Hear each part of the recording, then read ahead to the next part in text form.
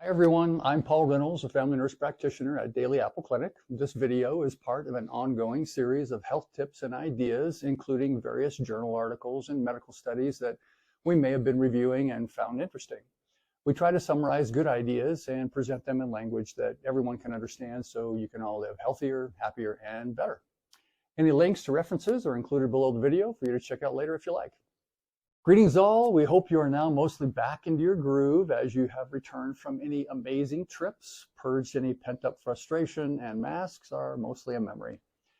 As you head outside and reconnect with your neighbors and do things you love to do, we thought this might be a good time to share the work of a prominent scientist, Daniel Levitin, in his latest book, The Changing Mind, A Neuroscientist's Guide to Aging Well. In his book, the author compiles research from over 3,000 academic studies and distills it down to a few key ideas that he believes matter most as we attempt to get the most out of the rest of our lives. He points out that genetic variability only accounts for 7 to 50% of life outcomes when describing individual personality traits. In other words, he tells us that how our lives unfold is mostly under our own control. He states that rather than genes, it's our mindset and the way we engage in healthy practices that make the greatest difference in where we end up in life. Mr. Levitin tells us that as we take control over and begin to improve outcomes in our lives, we gain a sense of agency that allows us to become more effective in creating long-term changes. Here are the personal characteristics he encourages us to foster and develop. Number 1, conscientiousness. The author reminds us that when we are more careful and considered in our decision-making, we are less likely to make poor choices.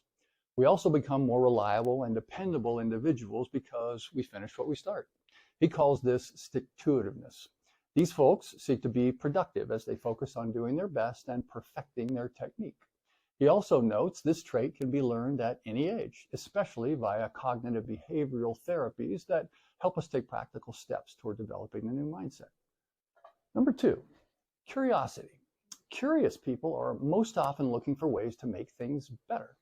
They are lifelong learners.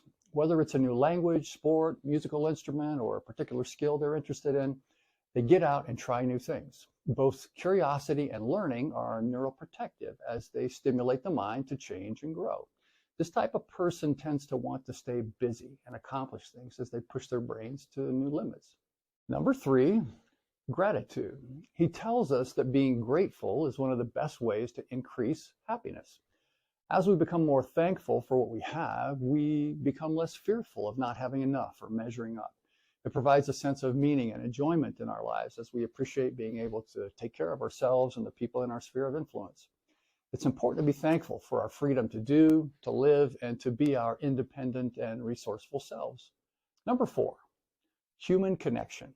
He notes that social interactions exercise the heart and mind, and are especially protective as we converse with and relate to others.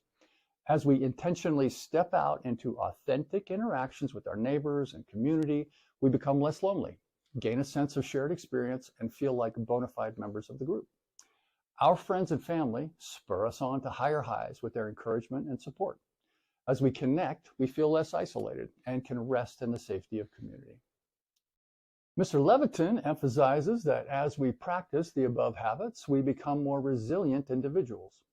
Doing those things helps us bounce back from adversity, reduce the stress in our lives, and thrive as we engage in meaningful and purposeful activities. Indeed, contrary to common belief, as we exercise our minds, our mental function and memories can remain sharp as we age. We all, young and old, need to use our brains actively in order to have sufficient stimulation and to enjoy peak performance and optimized function.